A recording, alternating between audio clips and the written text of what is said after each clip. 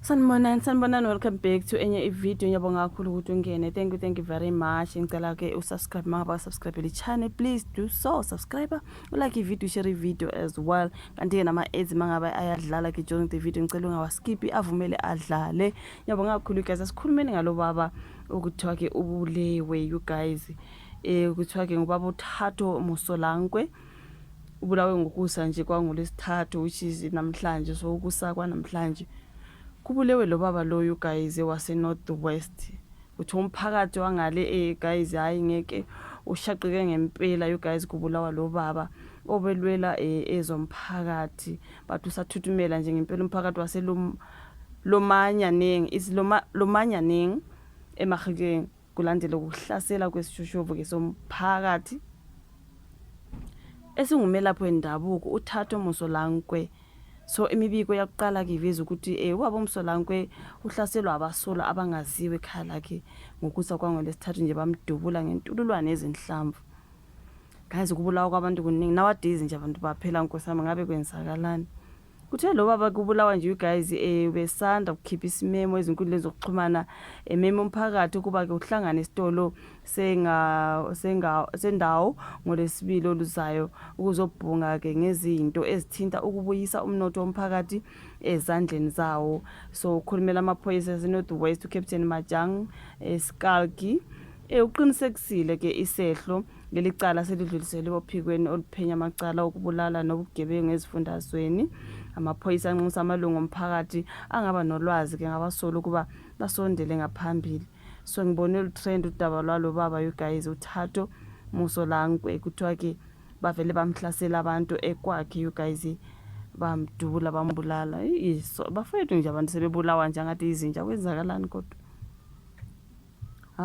ukwaze kwanzima bafethu hayi. So ngibone trend lo baba namhlanje you guys ngazibuza ukuthi kodwa ngabe yini akwazi kwakubi. Kolunye udaba oluthinta uMalema ngiboneke kukhulunywa ukuthi iHelen Suzman Foundation you guys iye enkantolo ibifuna ukuthi kuphoqwe ke iParliament ukuthi licubungule ukuthi ngabe usakulungile yini uMalema ukuba ilungile eParliament you guys. So they are trying by all means ukuthi uMalema akhishwe eParliament. Lenhlangano ikhala ngokuthi uMalema uhlale egxibha izimanje namajaji kanti futhi usanda kulahlwa icala. So ukhulumeli EFF ke usinawo Thamba ukuthi usola ipolitiki ngesinyathelo salenhlangano sokuya enkantolo yase Western Cape ifuna ke iParliament libheke kabanzi indaba kaMalema kuleli komiti liphosa ensa imibuzo izimanje namajaji azoqokelwa ke ezinkantolo ezehlukene ukuthi ngalokhu izama ukuvala umlomo abagxeka ezobulungiswa kuleli. So lenhlangano ifuna ke kususwe abantu abagxeka ukusebenza kwezobulungiswa kuleli okuyinto efana ke nencindezelo. Amajaji nezobulungiswa kumele bagxeke uma kukhona ke okungahanjiswa kahle. So uthe sikhona isikhathi lapho amajaji kanjalo nezobulungisa ezihluleka khona ukushushisa osopolitiki ubale udaba lemali eyathola eplazini likaBaba Ramaphosa iphalaphala. Lenhlangano ayikaze uthi ivunge indaba yephalaphala kuyacaca ukuthi kukhethwa iphela emasini uma kuyiwa ezinkantolo.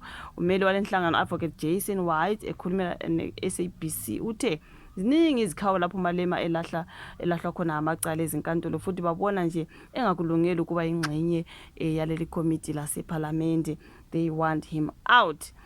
Hayi angazi bafethu usanda kulahlwa icala lokuqhumisa isibhamu baMalema mangabe uyakhumbula noma enikwe nje ithuba lokuthi adlulise isigwebo uhlale gxibha ezobulungisa gxeka amajaji kanjalo nezimantshi ezibiza ngabantu abanopandlululo ekubeni ke esekomitini elibaluleke kangaka ezweni. iParliament yilona ke elijuba ke amalungu amaqembu ahlukene kwiJSC ngakho kumele kube ke abantu abaqotho abajutshwayo.